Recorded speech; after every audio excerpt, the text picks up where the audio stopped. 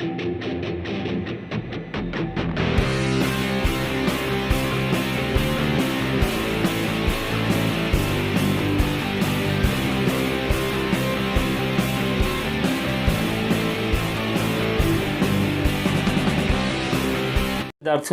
आज हम आपको उस स्ट्रक्चर्स के बारे में बताने जा रहा हूं जिसका इस्तेमाल जब नेता लोग होते हैं लोकसभा में तो इसका इस्तेमाल वो धड़ल्ले से करते हैं, लेकिन हम लोग इससे अनभिज्ञ होते हैं। तो आइए कुछ ऐसे ही एडवांस स्ट्रक्चरों को आज की पहली कड़ी में हम शुरुआत करते हैं और आपको आज के बाद नए नए स्ट्रक्चर्स, अच्छे अच्छे प्री डिफाइंड स्ट्रक्चर, अच्छे अच्छे ट्रांसलेशन के स्ट्रक्चर्स, सारे स्ट्रक्चर्स को मैं अपने यूट्यूब चैनल पर ला रहा हूँ।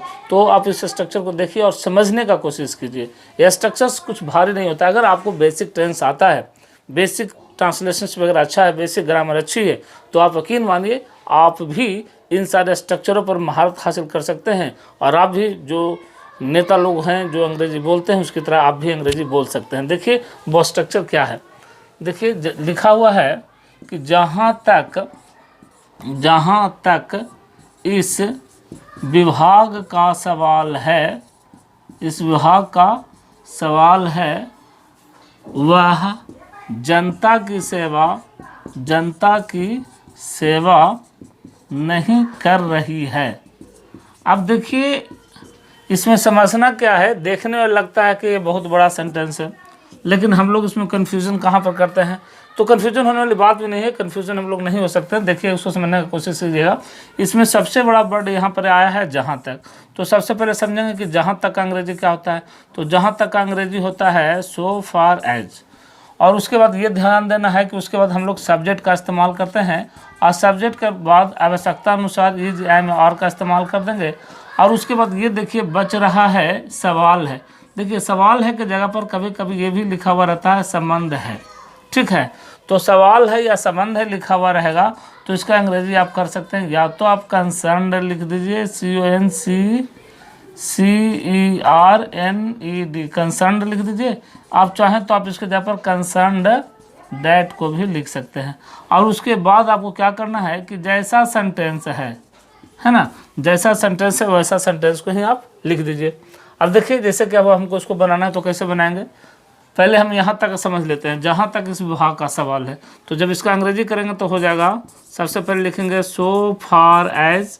इस विभाग का अंग्रेजी होता है दिस डिपार्टमेंट, है ना, दिस डिपार्टमेंट। और उसके बाद इज, एम, आर, तो इसके साथ इज लगेगा, है ना। उसके बाद ये दोनों में से कोई आप लिख सकते हैं, कंसर्न्ड भी लिख सकते हैं, है ना, और चाहे तो कंसर्न डैट भी लिख सकते हैं, दोनों सही है। तो बस मेन इतना ही इम्पोर्टेंट है। इसके बाद का जो सेंटेंस रहेगा हु बहुत जिस टेंस में है उस टेंस में बना दीजिए।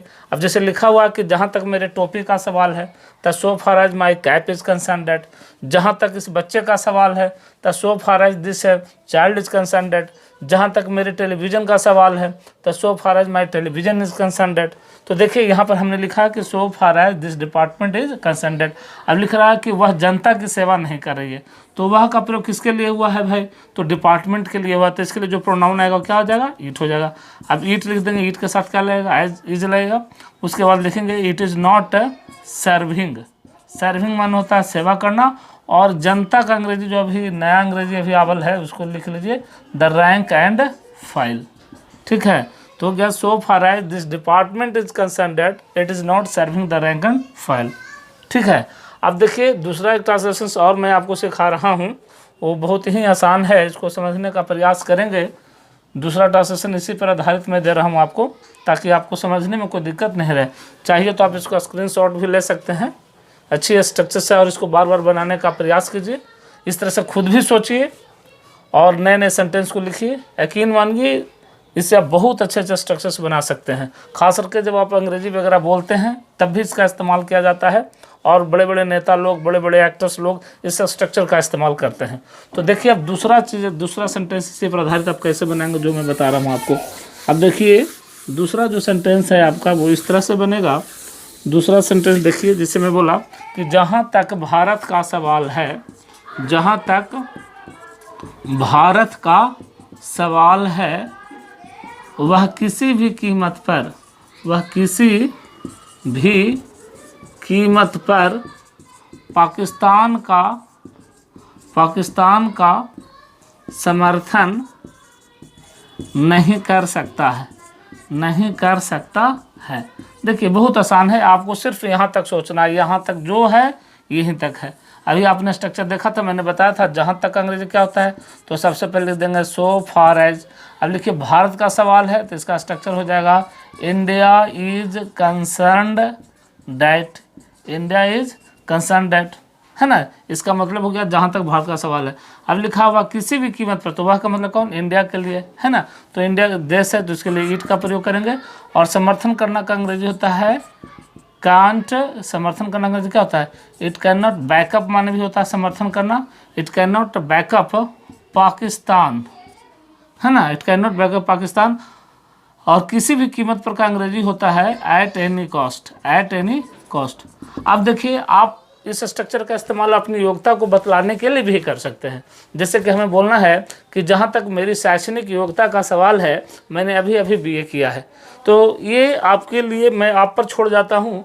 अब मैं चाहूँगा कि इसका अंग्रेजी जो है कितने लोग हमें बना करके हमें भेजते हैं, तो आप इस स्ट्रक्चर का इस्तेमाल कर करके आप हमें इस सेंटेंस का अंग्रेजी बना करके आप हमें कमेंट सेक्शन में भेजिए। मैं देखता हूँ कि इनका सही है। जहाँ तक मेरी शैक्षणिक योग्यता का सवाल है, योग्यता का सवाल है, मैंने अभी बीए किया है। तो मैं चाहूँगा ये स्ट्रक्चर, ये सेंटेंस मैं आपके लिए छोड़ जाता हूँ। इस सेंटेंस का अंग्रेजी जो है आप हमें बना करके हमारे कमेंट सेक्शंस में भेजिए। मैं देखता हूँ कि किस बच्चे का कितना ज़्यादा सही होता है। तो आज के लिए बस इतना ही। हमारी इस कड़ी को देखते रहिए। अगला कड़ी में फिर मैं ऐसे ही अच्छे एक एडवांस स्ट्रक्चर्स लेकर मैं फिर आ रहा हूँ अपने यूट्यूब चैनल पर। तब तक के लिए गुड बाय, टेक केयर, नमस्कार।